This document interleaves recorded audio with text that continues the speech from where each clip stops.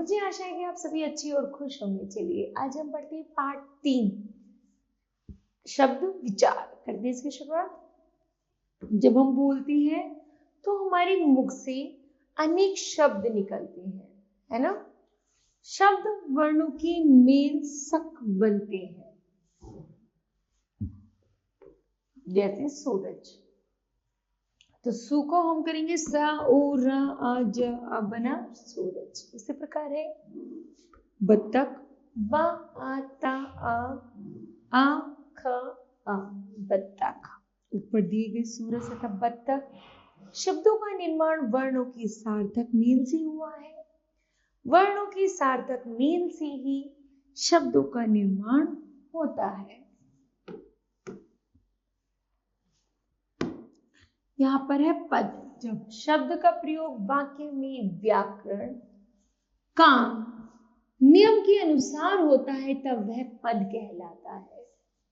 वाक्य में उपसर्ग प्रत्यय लिंग वचन और कारक आदि के कारण शब्दों का रूप बदल जाता है, किंतु कई बार इसका रूप नहीं बदलता। स्थिति चाहे कैसी भी हो, दोनों प्रकार से वाक्य में आए हुआ शब्द पद कहलाता है। जैसे तेज गर्मी पड़ रही है, हवा तेजी से चल रही है। यहाँ पहले वाक्य में तेज तथा दूसरे वाक्य में तेजी से बना गया है।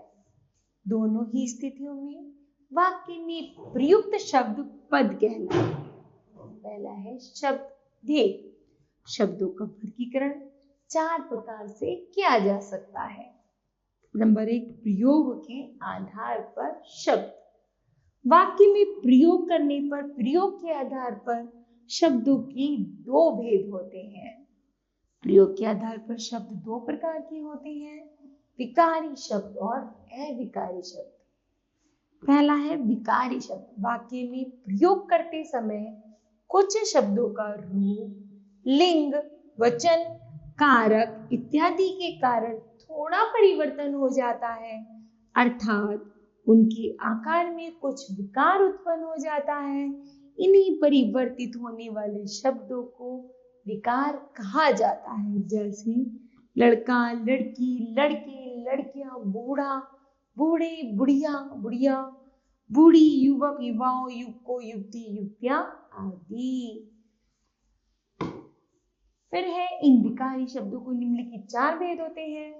संज्ञा शब्द सर्वनाम शब्द विशेषण शब्द और क्रिया शब्द। सबसे पहला है अविकारी शब्द। वाक्य में प्रयोग करने पर लिंग वचन कारक आदि के कारण जिन शब्दों के रूप में कोई विकार अथवा परिवर्तन नहीं होता है उन्हें अविकारी शब्द कहा जाता है। जैसे और किंतु तथा यद्यपि कहाँ कब इत्यादि।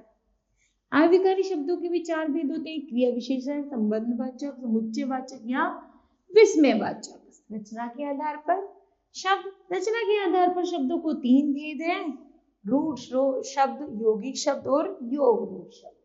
पहला है रूढ़ शब्द। जो शब्द परंपरागत रूप से किसी अर्थ का बोध कराते चले आ रहे हैं और जिनके 2 अथवा 2 से अधिक खंड करने पर उन खंड का कोई अर्थ न निकलता हो, उन्हें रूढ़ शब्द कहा जाता है। जैसे घोड़ा पेटी लोटा हाथी कमल आदि। फिर है यौगिक शब्द। जिन शब्दों की रचना 2 सार्थक शब्दों के योग से होती है उन्हें यौगिक शब्द कहते हैं। जैसे हिमालय हिम जमा आलय तो बना हिमालय। विज्ञान वि जमा ज्ञान मिलकर बना विज्ञान।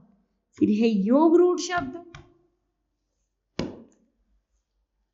जो यौगिक शब्द अपने शाब्दिक अर्थ के लिए प्रयुक्त न होकर एक विशेष अर्थ के लिए प्रयुक्त होते हैं उन्हें योग रूढ़ कहते हैं। जैसे दशानन 10 जमा आनंद अर्थात 10 मुख वाला वो कौन है? रावण। जलज जल जमा जल में जन्म लेने वाला तो कौन है वो? कमल। गजानन गज जमा आनंद गज के मुख वाला अर्थात गणेश। अर्थ के आधार पर शब्द। अर्थ के आधार पर शब्दों को 2 प्रकार होते हैं, सार्थक और निरर्थक। सबसे पहला है सार्थक। जिन शब्दों को कुछ अर्थ निकलता हो उन्हें सार्थक कहते हैं, जैसे कमरा, पुस्तक, विश्व, गाड़ी आदि। निरर्थक, जिन शब्दों को कुछ अर्थ ना निकलता हो उन्हें निरर्थक शब्द कहते हैं, जैसे बमरा, पुस्तक, बाड़ी, वीरता आदि, है ना। भाषा में केवल साधक शब्दों पर ध्यान दिया जाता है। शब्दों को उनके अर्थ के आधार पर 4 भागों में विभाजित किया गया है। पहला है एकार्थीय शब्द। एकार्थी शब्द किसे कहते हैं? जिन शब्दों का एक ही अर्थ होता है उन्हें एकार्थी शब्द कहते हैं, जैसे मंत्री, विद्यालय, मकान, फिल्म आदि। इन शब्दों का क्या है? एक ही अर्थ है। नंबर 2 है अनेकार्थी।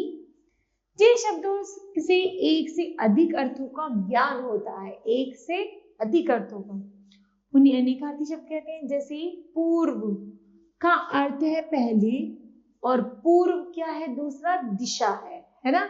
एक शब्द के क्या है? 2 अर्थ है। इसी तरह पर्यायवाची शब्द, एक ही अर्थ का बोध कराने वाले भिन्न भिन्न शब्दों को पर्यायवाची कहते हैं, जैसे नयन, नेत्र, लोचन, चक्षु। ये किसके हैं? इन शब्दों से व्यक्त होता है कि ये आंख है ना। आंख को बता रहे हैं, आंख के अन्य नाम है, इसे हम कहते हैं पर्यायवाची। फिर है विलोम शब्द।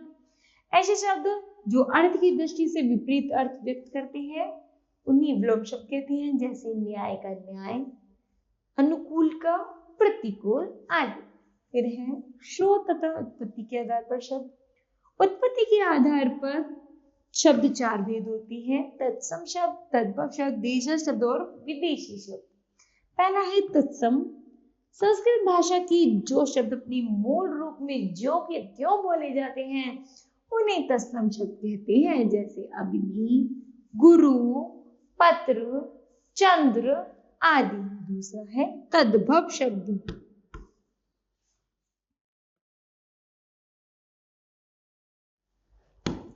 दूसरा है तद्भव शब्द। संस्कृत भाषा के कुछ शब्द हिंदी में आए तो अवश्य है, किंतु उनका रूप कुछ विकृत हो गया है, उन्हें तद्भव शब्द कहते हैं, जैसे खेत, गांव, पत्ता, चांद आदि। फिर है देश शब्द। भारतीय भाषाओं अथवा बोलियों के अनेक शब्द हिंदी भाषा में सम्मिलित हो गए हैं अथवा क्षेत्रीय विशेषताओं के आधार आवश्यकता अनुसार जिन शब्दों को विकसित कर लिया गया है उन्हें देशज शब्द कहा जाता है, जैसे डिबिया, पगड़ी, रोटी, खिड़की आदि। फिर है विदेशी शब्द। अंग्रेजी, उर्दू, अरबी, फारसी, चीनी, जापानी, पुर्तगाली, फ्रेंच आदि भाषाओं को जो शब्द हिंदी में घुल मिलकर उसके अपने हो गए हैं उन्हें विदेशज अथवा विदेशी शब्द कहा जाता है, जैसे रिक्शा, प्रोफेसर, मास्टर, गरीब, चाय, कालीन, दवा आदि। फिर है विदेशी शब्दों की तालिका।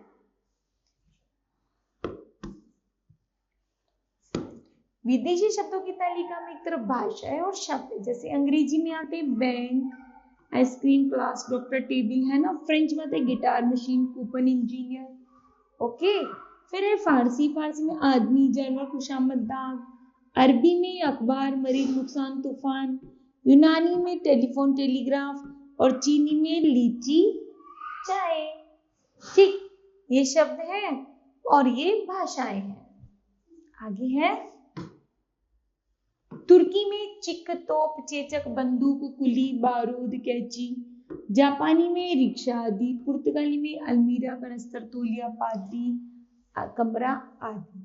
ठीक है, तो बताओ बच्चों आज आपने क्या सीखा? तो हमने सीखा वर्णों के सार्थक समूह को शब्द कहा जाता है।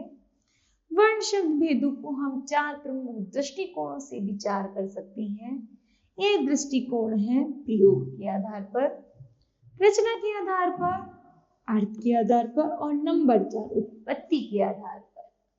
विकार अथवा परिवर्तन के आधार पर शब्दों को 2 मुख्य भागों में बांटा गया है: विकारी शब्द और अविकारी शब्द। विकारी शब्दों की निम्नलिखित 4 भेद होते हैं: संज्ञा, सर्वनाम, विशेषण और क्रिया। अविकारी शब्दों के भी 4 भेद होते हैं: क्रिया विशेषण संबंधवाचक, समुच्चयवाचक और विस्मयवाचक। रचनात्मक व्युत्पत्ति के आधार पर शब्द के निम्नलिखित 3 भेद होते हैं: रूढ़ शब्द, यौगिक शब्द और योग रूढ़ शब्द।